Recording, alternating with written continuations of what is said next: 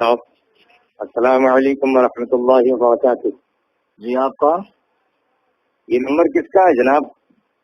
جس کو فون لگایا اسی کا رہے گا نا یار. آپ کو کس سے بات کرنی؟ ہاں، میں نے انٹرنیٹ پر ایک کتاب پڑھا بنام حدیث کے دشمن. اچھا، اسی میں ملا تھا. کیا آپ صوفی مفتی محمد کلیم رضوی بول رہے ہیں؟ ہاں میں ہی بول رہا ہوں اور میری ہی کتاب ہے. بولیے کیا کام ہے؟ ہاں جی، میں عبداللہ مدنی ممبئی سے. اچھا، آپ سے مناظرہ کرنا ہے. کہاں ملیں گے آپ؟ مناظرہ کیجیے گا. جی فون پہ ذلیل ہونا ہے یا میرے گھر کا پتہ دے دوں؟ ہاں، پتہ بھی دے دیجیے اور جو میں سوال کر رہا ہوں اس کے جواب بھی دے دیجیے. اچھا، ساکن آقا کا نام سنا ہے ممبئی میں؟ ہاں جانتا ہوں میں. گھاٹ کے اوپر ویسٹ، کرلا ویسٹ، اندھیری ایسٹ میں پڑتا ہے. اچھا. ساکن آقا کے پاس ہے 90 فٹ روڈ. ہاں ہاں 90 فٹ روڈ پہ ڈسوزا بلڈنگ، اس کے پیچھے ہے LBS نگر، لال بہادر شاستری نگر. اچھا. اس کے پاس ہے ویشالی میدان، وہی فقیر کا غریب خانہ ہے، قصر ابو حنیفہ. اچھا جی، اور نمبر یہی ہے جس پہ آپ بات کر رہے ہیں مجھ سے، 9146 122 911. اچھا. اور کچھ تفصیل دوں؟ یہی نمبر ہے. یہی اور ایک نمبر ہے 9820 9820 6727770. اب اور بھی کچھ تفصیل دوں؟ ہاں نہیں، اتنا کافی ہے. انشاءاللہ جلد ہی ہم 10-20 علماء اہل حدیث آپ کی خدمت کے لیے پہنچ رہے ہیں آپ کے پاس. 10-20 ہی کیوں پہنچ رہے یار؟ پورا نجد اور اٹھا کر لے آؤ نا، پورا جامعہ سلفیہ اٹھا کر لے کر آ جاؤ. یہ دھونس اس کو دینا اتنے ہی کافی ہیں جو تمہاری قابلیت جانتا نہیں ہو. نہیں، ہم اتنے ہی کافی ہیں آپ کے لیے. اچھا جی. اب کوئی کام کی بات ہے تو بولو ورنہ فون کاٹوں. نہیں ہے نا. یہ بتائیں، یہ امام ابو حنیفہ نے کتنی کتابیں لکھی ہیں؟ اچھا، آپ نبی کو چھوڑ کے ان کی تقلید کرتے ہیں، انہیں امام اعظم کہتے ہیں. حالانکہ تحقیق یہ ہے کہ وہ 3 ہی حدیث سے زیادہ جانتے ہی نہیں تھے. ایسا ہے اب مولوی صاحب جی کہ امام ابو حنیفہ رحمہ اللہ نے جو کتابیں لکھی ہیں تو مشہور کتاب فقہ اکبر اور کتاب الآثار، اور اس کے علاوہ 15 کتابیں امام صاحب کی ہے. اور سب سے بڑا جو ان کی حیات کا کارنامہ ہے کہ انہوں نے علم فقہ کی تدوین کی، فقہ کو مدون کیا. اور ملا علی قاری رحمہ اللہ فرماتے ہیں کہ قرآن و حدیث سے امام اعظم ابو حنیفہ رحمہ اللہ نے 9 لاکھ مسائل حل کیے ہیں. اور اسی ان کے فقہ کی تدوین کی یہ برکتیں ہیں کہ لاکھوں کتابیں اب تک فقہ کی لکھی جا چکی ہے. ہدایہ، عالمگیری، در مختار وغیرہ. اور جس ہدایہ کا آپ لوگ رونا روتے نا، بڑے گندے مسائل اس نے بھرے ہیں اور بڑے تقریب اخلاق مسائل ہے معاذ اللہ. وہ کتابیں آپ کے مدرسے میں بھی پڑھائی جاتی، اسی کو پڑھ کے تم بھی مولوی بنے ہو. نہیں، میں بتا رہا ہوں تم کو، تم لوگ کتنے بڑے مکار ہو کہ تم چاہتے ہو کہ فقہ حنفی کو ملک سے نکال دیا جائے. پہلے اپنے مدرسے سے تو نکالو یار. اس کو پڑھے بغیر تو تم لوگ مولانا بھی نہیں بن سکتے ہو. اور دوسری بات، جو 3 حدیث سے زیادہ نہ جانتا ہوں اسے آپ لوگوں نے اصغر بھی نہ بن سکا ہو، اور اسے آپ لوگوں نے امت کا امام اعظم بنا دیا. معاذ اللہ رب العالمین. ہم نے کیا بنایا؟ اللہ و رسول نے بنایا، پہلی بات یہ ہے. اور امام امت نے بنایا، امت کے بڑے بڑے فقہاء علماء نے بنایا جو صاحبان نظر تھے، سمجھے. اور دوسری بات، 3 حدیث کی جو بات تم کر رہے ہو نا، یہ تمہارا امام اعظم سے حسد ہے. ورنہ اب تک تو تمہارے مولوی بولتے تھے کہ 17 حدیث جانتے ہیں، اور اب تم کہہ رہے ہو کہ تحقیق یہ ہے کہ 3 حدیث جانتے تھے. کون جاہل تحقیق کیا بے؟ کس جاہل کی یہ تحقیق ہے کہ امام اعظم 3 حدیث جانتے تھے؟ تاریخ پڑھی ہے؟ سیرت کا مطالعہ کیا ان کی؟ ہمارا چھوڑو، علماء احناف کا علامہ حافظ ابن عبد البر مالکی رحمہ اللہ نے 10 جلدوں میں امام اعظم کی شان میں ایک کتاب لکھی ہے. مالکی مذہب سے تعلق رکھتے ہیں. اس میں وہ لکھتے ہیں کہ امام اعظم نے بوقت وفات، سن رہے ہیں مولوی صاحب؟ جی جی سن رہا ہوں، آپ بتائیں. بوقت وفات اپنے بیٹے کو بلا کر کہا، بیٹا مجھے 5 لاکھ حدیثیں یاد ہیں، اس میں سے میں تمہیں 5 حدیثوں کے ذریعے نصیحت کر رہا ہوں. تو امام اعظم تو خود کہہ رہے ہیں کہ مجھے 5 لاکھ حدیثیں یاد ہیں، اور میں اس میں سے تمہیں 5 باتوں کی نصیحت کر رہا ہوں. تو جو زمانہ خیر القرون میں ہو، جسے شرف تابعیت نصیب ہو، جس نے 70 صحابہ کی زیارت کی ہو، صحابہ سے حدیثیں جس نے روایت کی ہو، تو تم اس کے بارے میں کہتے ہو 3 حدیث جانتے ہو. تم کتنی حدیث جانتے ہو بے؟ نہیں جناب من، آپ لوگ صحیح حدیث کے ہوتے ہوئے بھی قول امام پر عمل کیوں کرتے ہیں بھائی؟ نہیں، ابھی تو تم پہلے وہی بات کرو کہ آپ کتنی حدیث جانتے ہو. ابھی تم نے کہا نا کہ امام کو، نبی کو چھوڑ کر امام کا اتباع کرتے ہیں. ہاں وہ تو صحیح کہہ رہا ہوں میں. تم نے قرآن پڑھا نہیں؟ اطیعوا اللہ و اطیعوا الرسول و اولی الامر منکم، اللہ کی اطاعت کرو، رسول کا حکم مانو، امر والوں کا حکم مانو. تو امر والوں کی تفسیر ابن عباس وغیرہ کی پڑھی نہیں ہے آپ نے کہ اس سے علماء اور فقہا مراد ہے. تو اب اگر کوئی علماء اور فقہا کی اطاعت کر رہا ہے، قرآن و حدیث کو سمجھنے کے لیے ان کی تشریحات کے اعتبار کر رہا ہے، تو اس کے بارے میں یہ کہنا کہ اس نے نبی کو چھوڑ دیا، خدا کو چھوڑ دیا. ارے چھوڑتا تو تب جب وہ ان کو قانون ساز سمجھتا، وہ تو ان کو شارح قانون سمجھ رہا ہے، شارح قانون سمجھ کے ان کا اتباع کر رہا ہے، تو اس میں نبی کو چھوڑنا کام ہوا. یہی بھینسے جیسی عقل میں آپ کے کھوپڑی میں عقل ہے یا گوبر بھرا ہوا ہے کہ آپ معاذ اللہ امام کی بات کو ماننا گویا نبی کا مخالف بتا رہے ہیں اس کو، جبکہ قرآن اس بات کا حکم دے رہا ہے کہ امر والوں کی اطاعت کرو. اور ایک بات میں آپ کو بتاؤں کہ آپ لوگ بھی تو بار بار بخاری مسلم سے حدیث لیتے ہو، بخاری مسلم کا حوالہ مانگتے ہو. تو ہم بھی تو کہہ سکتے ہیں کہ آپ معاذ اللہ رب العالمین بخاری مسلم سے حدیث کیوں لیتے ہو؟ صحابہ تو نبی سے حدیث لیتے تھے. تم توصیف الرحمان اور یہ معراج ربانی اور یہ خبیث ڈاکٹر جوکر نائک ان سے دین سیکھتے ہو. صحابہ نے انہی سے دین سیکھا یا نبی سے دین سیکھا؟ تو ہم بھی تو کہہ سکتے تم نے نبی کو چھوڑ کر ان کو اپنا معاذ اللہ معبود بنا لیا، خدا بنا لیا. تم بھی تو پکے مشرک ہو. بات کرنے سے پہلے سوچا کرو مولوی صاحب. جناب من آپ لوگ صحیح حدیث کے ہوتے ہوئے بھی قول امام پر عمل کیوں کرتے ہیں بھائی؟ حدیث کے اصل دشمن حنفی ہیں یا اہل حدیث؟ معاذ اللہ. صوفی جی ایک کتاب اور لکھے آپ، احناف حدیث کے اصلی دشمن. اچھا مولوی صاحب ایک بات بتائیے، تم جو کہہ رہے ہو تو صرف تمہارا کہنا جو ہے نا وہ کافی نہیں ہے، اس کی دلیل بھی آپ پیش کریں کہ احناف نے حدیث کی کب مخالفت کی ہے، اس کا ثبوت پیش کریں. ارے کیا صحیح بخاری میں آپ نے یہ حدیث نہیں پڑھا؟ صحیح بخاری کتاب الاذان میں لا صلاۃ لمن لم یقرأ بفاتحۃ الکتاب، اس شخص کی نماز نہیں ہوتی جو سورہ فاتحہ نہ پڑھے. اچھا تو مجھے معلوم تھا تم آج آ کر حضرت عبادہ بن صامت کی، یہ حضرت عبادہ بن صامت کی روایت ہے نا، یہ حدیث پیش کرو گے. تم صرف نام کے اہل حدیث ہو بیٹا، تم کو ابھی حدیث سمجھنے کی صلاحیت تمہارے اندر بھی نہیں اور تمہارے بڑے بڑے الو مائے کرام میں بھی نہیں، علماء نہیں الو مائے کرام، سمجھے؟ آپ گھمائے پھرائے نا جواب. ارے میں تمہیں جواب ہی دے رہا ہوں مولوی صاحب. لا صلاۃ لمن لم یقرأ بفاتحۃ الکتاب جو حدیث ہے، امام احمد بن حنبل اور حضرت سفیان بن عیینہ فرماتے ہیں کہ یہ حدیث اکیلے نماز پڑھنے والے منفرد اور امام کے لیے ہے، مقتدی کے لیے اس کا حکم نہیں ہے، مقتدی کے لیے اس کا حکم نہیں ہے. تو آپ کیسے کہہ رہے ہیں کہ معاذ اللہ جو سورہ فاتحہ نہیں پڑھتا اس کی نماز ہی نہیں ہوتی؟ کس بنا پر کہہ رہے ہیں آپ بتائیے؟ ارے صوفی جی لیکن اس حدیث میں لفظ من تو عموم کے لیے آیا ہے نا. تو اس میں جو من عموم کے لیے آیا ہے تو اس عموم کی صراحت اللہ نے کی ہے یا رسول اللہ نے کی ہے؟ اور آپ تو اس جماعت سے تعلق رکھتے ہیں کہ جس جماعت میں اگر حضور پاک صلی اللہ علیہ وسلم بھی بغیر وحی کے کچھ کہیں تو آپ کے علماء کہتے ہیں مت مانو. طریق محمدی کتاب کا نام سنا ہے؟ مولوی محمد گناگڑی کی ہے، جس میں اس نے صاف لفظوں میں لکھا ہے کہ ہم اہل حدیث نبی کی بھی بات تب مانتے جب وہ وحی کے ساتھ بولتے ہیں، با وحی بات جو ہوتی ہے مجھ کو مانتے ہیں، بغیر وحی کی ہم نبی کی بھی نہیں مانتے. تو لفظ من سے جو عمومیت آپ ثابت کر رہے ہیں تو یہ عمومیت کی صراحت خدا نے کی ہے یا رسول نے؟ ارے کچھ تو عقل رکھ کے بات کرو یار. یہ تو تمہاری چالاکی ہے، ورنہ میں نے سفیان بن عیینہ کا حوالہ دیا، امام محمد کا حوالہ دیا، وہ کہتے ہیں کہ یہ منفرد اور امام کے لیے ہے. کیا ہوں کر رہے ہیں بھائی؟ یہی حدیث سمجھتے ہیں آپ کے پاس. چلو ٹھیک ہے بھائی، آپ کے پاس قول امام کے سوا کیا دلیل ہے کہ سورہ فاتحہ نہ پڑھی جائے امام کے پیچھے؟ اور تمہیں کیسے علم ہو گیا کہ قول امام کے علاوہ کوئی دلیل ہی نہیں ہے ہمارے پاس؟ یہی تو تم لوگوں کی حماقت ہے، یہی سنا سنا کے لوگوں کو گمراہ کرتے ہو.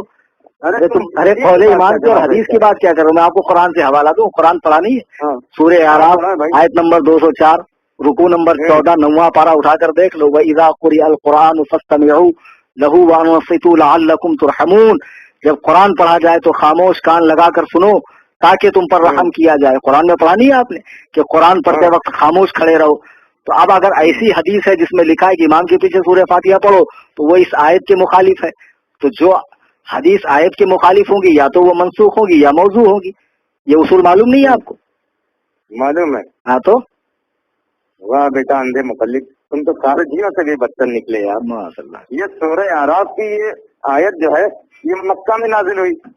اور اس کا موقع نزول یہ ہے کہ جب نبی قرآن پڑھتے تھے تو کفار شور مچاتے تھے، تو کفار کو چپ کرانے کے لیے یہ آیت اتری، اور تم اسے نماز میں قرآن پڑھنے کا فٹ کیے جا رہے ہو۔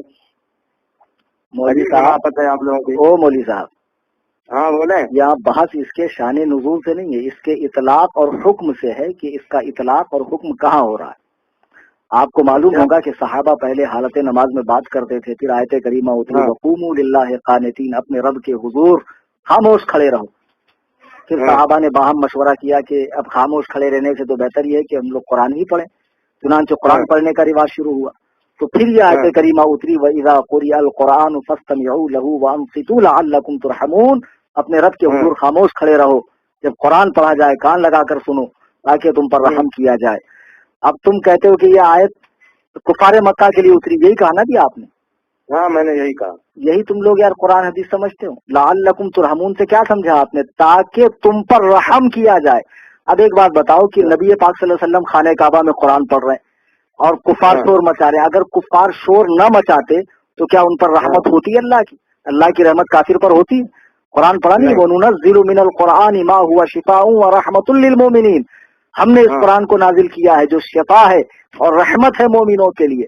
وَلَا يَزِيدُ الظَّالِمِينَ إِلَّا خَسَارًا، اور یہاں ظالم سے جو مراد ہے ظالمین سے وہ کفار ہیں، اور کافروں کا اس میں خسارہ نقصان بڑھتا ہے۔ تو اب مجھے ایک بات بتاؤ، آپ کافر کو سلام کرتے ہیں؟ نہیں بالکل نہیں کرتے بھائی، منع کیا گیا، کافر کے لیے رحمت تھوڑی ہے، مومن کے لیے بھائی۔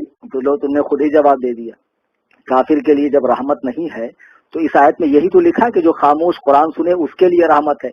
تو جب مسلمان خاموش قرآن سنے گا اس کے لیے رحمت ہے، کافر خاموش بھی رہے گا تب بھی اس کے لیے رحمت نہیں۔ اب تم خود ہی کہہ رہے ہو کہ سلام میں رحمت ہے، وہ کافروں کو نہیں بھیجا جاتا ہے، تو اس آیت میں بھی تو وہی ہے کہ جو خاموش مسلمان قرآن سنے اس پر رحمت ہوگی، سمجھے؟ اور دوسری بات نہیں قرآن کی آیت ہے نا، تو اب آپ تفسیر مدارک اٹھا کر دیکھیں، وہ جمہور الصحابتی وہ جمہور الصحابہ علی انہ فی استماع المؤذن، عام صحابہ کا فرمان یہ ہے کہ یہ آیت کریمہ نماز میں امام کے قرآن پڑھنے کے حوالے سے اتری ہے۔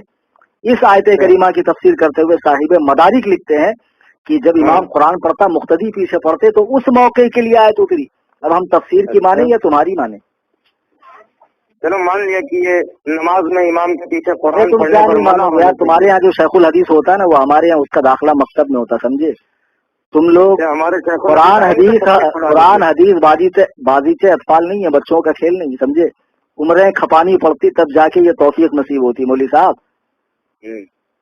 مان لیا بھائی، میری بات سنیں، نماز میں امام کے پیچھے قرآن پڑھنے پر منع ہونے کے لیے یہ سورہ آپ نے سنائی مجھے، مگر مان لیا آپ نے؟ قرآن مان لیا آپ نے؟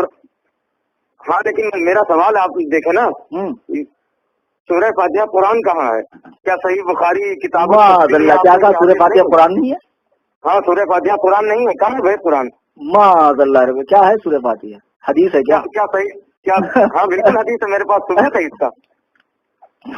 صحیح بخاری کتاب تفسیر میں آپ نے یہ حدیث نہیں پڑھی؟ یتبع المثانی والقرآن العظیم الذی اوتیت، یہی 7 آیتیں اور قرآن ہے جو مجھے عطا فرمائی گئی۔ اچھا سنو مولوی صاحب، ایسا ہے تم تو صرف بخاری کا نام جانتے ہو، الحمدللہ میں بخاری پڑھاتا ہوں، نہ جانے کتنے تم جیسے بخاری پڑھنے والوں کو اب تک میں نے فارغ کر دیا، سمجھے؟ اچھا ہاں، تو یہ جو حدیث آپ پڑھ رہے ہیں نا، یہ حدیث کا آخری حصہ، یہ سمجھنے میں بھی آپ کو غلطی ہو رہی۔ یہ کتاب التفسیر میں حضرت ابو سعید بن معلہ کی روایت ہے نا۔ اچھا یہی نا، وہ کہتے ہیں کہ روز میں مسجد نبوی میں نماز پڑھ رہا تھا کہ رسول اللہ نے مجھے آواز دی، تو میں بعد نماز حاضر ہوا تو حضور نے فرمایا کیا تو نے خدا کا حکم نہیں پڑھا کہ جب اللہ و رسول بلائیں تو فوراً حاضر ہو جا؟ یہی ہے نا؟ ہاں یہی ہے بھائی، یہی ہے۔ ہاں، اللہ و رسول بلائیں تو فوراً حاضر ہو جا۔ پھر اس کے بعد وہ فرماتے ہیں کہ جب میں حاضر ہوا تو حضور نے فرمایا تجھے ایسی صورت نہ بتاؤں جو قرآن کی تمام صورتوں کی سردار ہے، اس سے پہلے کہ تم مسجد سے نکلو۔ پھر آپ نے میرا ہاتھ پکڑ لیا اور مسجد سے تشریف لے جانے لگے، تو میں نے عرض کیا آپ نے نہیں فرمایا تھا کہ ایسی صورت بتاؤں گا جو تمام صورتوں کی سردار ہے؟ تو فرمایا وہ الحمد شریف ہے، وہی سبع المثانی، یہی پڑھا تھا نا آپ نے، وہی سبع المثانی، ہاں، والقرآن العظیم الذی اوتیتہ، ہاں، کہ اور یہ 7 آیتیں اور قرآن کریم, یہی سبع مثانی یعنی 7 آیتوں والی سورہ اور قرآن کریم. تو اس کا مطلب آپ کیا سمجھ رہے ہیں کہ سورہ فاتحہ الگ ہے قرآن الگ ہے, یہ مطلب سمجھ رہے ہیں آپ؟ ہاں یہی سمجھ رہے ہیں ہم. لا حول ولا قوت. ایک منٹ مجھے بات بتاؤ, میں نے آپ کو 1 لاکھ روپے دیا اور 5 روپے دیا, جی ٹھیک ہے, 1,05,000 روپے میں نے آپ کو دیا. تو آدمی کو معلوم ہے کہ بھائی 1 لاکھ سامنے والا نہ لینے والا بھولتا نہ دینے والا بھولتا, وہ بڑا اماؤنٹ ہے اور راؤنڈ فیگر ہے, لیکن 5 روپیہ بھول جائے گا. تو آدمی کہتا میں نے آپ کو 1 لاکھ اور 5,000 دیا, جی تو 1 اور 5 کے بیچ میں اور کو لاتا ہے, چونکہ 5 اس کے دماغ میں اچھے سے بیٹھ جائے کہ 5 مت بھولنا, 1 تو تم نہیں بھولو گے لیکن 5 مت بھولنا. تو نبی فرماتے ہیں 113 صورتیں تو یقیناً قرآن کی ہے, یہ بھی قرآن کی, لیکن ان تمام صورتوں میں اس کا مقام یہ ہے کہ یہ ان صورتوں کی سردار ہے, ان صورتوں کی سردار ہے. یہ فرمانے کا مطلب ہے کہ ہم نے تمہیں قرآن دیا اور 7 آیتیں, یعنی تم قرآن کی 113 صورتوں کو تو نہیں بھولو گے, لیکن اس سب سے پہلی والی صورت کو بھی مت بھولنا جس میں 7 آیتیں ہیں. جیسے میں نے ابھی کہا کہ میں نے آپ کو 1 لاکھ روپے دیا اور 5 روپے, تو 1 لاکھ روپیہ ہوتا ہے, 5 روپیہ روپیہ نہیں ہوتا ہے کیا؟ ارے جیسے 1 لاکھ روپیہ روپیہ ویسے 5 روپیہ بھی روپیہ ہے. تو جیسے 113 قرآن کی صورتیں ہیں ویسے یہ 7 آیتیں بھی قرآن کی ہے صورتیں ہیں. اور اوپر اسی حدیث میں جو اوپر لکھا ہے نبی نے فرمایا کیا میں تمہیں قرآن کی ایسی صورت نہ بتاؤں, قرآن کی ایسی صورت نہ بتاؤں جو تمام صورتوں کی سردار ہے. تو نبی نے تو خود ہی فرما دیا کہ یہ قرآن کی صورت. اب تم کیسے بول رہے ہو یار کہ یہ قرآن کی صورت نہیں ہے؟ معاذ اللہ رب العالمین. ارے تم نے کیسے کہہ دیا یہ قرآن میں نہیں ہے؟ آپ لوگ یار اندھے مقلد ہو بالکل. آپ یہ قرآن و حدیث ہے سے نظر آتا ہے. ایسا ہے مولوی صاحب, ساری دلیلیں میں نے دی سمجھے, اور تمہاری جو دلیلیں تم نے پیش کی نا حدیث اور قرآن کی آیت کی غلط تفسیر بالرائے, اس کا صحیح معنی و مفہوم بھی میں نے آپ کو سمجھایا. اب تم ہمیں کو اندھے مقلد بول رہے ہو, بلکہ حقیقت یہ ہے کہ بزرگان دین ائمہ مجتہدین اولیاء کاملین سے خدا واسطے کا بیر ہے آپ لوگوں کو, اور آپ وہ جماعت ہو جس کی پیشن گوئی اللہ کے نبی نے فرمائی دجالون کذابون یاتونکم من الاحادیث, جھوٹ بولنے والوں فریب دینے والوں کی آخری زمانے میں ایک جماعت ہوگی جو حدیثیں گڑھیں گے, ایسی حدیث بما لم تسمعوا انتم ولا آباؤکم, جو تم نے اور تمہارے باپ داداؤں نے نہ سنی ہوگی. تو اسی جماعت کے فرد ہو تم, اور تم سے اس سے زیادہ کی امید بھی نہیں کی جا سکتی ہے. یعنی تم یہ بھی کچھ کرو گے. آپ کو بتائیں آپ ہمیں کیا ثابت کرنا چاہتے ہیں؟ ہم تمہیں کیا ثابت کرنا چاہتے ہیں؟ اتنی دیر میں تم خود ہی ثابت ہو گئے کہ تم 1 نمبر کے چوتیم سرپریٹ دگریٹ ہو. تم خود ہی اتنی دیر کے گفتگو میں تم خود ہی پگلے اعظم عالم معلوم پڑ رہے ہو یار. ہم کیا ثابت کریں؟ دیکھتے ہم اپنے بڑے عالم کو لے کر آتے ہیں آپ کے پاس, پھر بتاتے ہیں آپ کو. تمہارے بڑے کو نہیں, اور جتنے سڑے ہیں سب کو لے آؤ. صرف بڑے نہیں, جتنے سڑے ہیں سب کو لے آؤ. Any time most welcome for ٹھکائی انشاءاللہ. قصر ابو حنیفہ. ہاں قصر ابو حنیفہ میں تمہاری ٹھکائی ہوگی بیٹا. ٹھیک ہے دیکھ لیتے ہیں. اللہ حافظ. رکھو بیوقوف.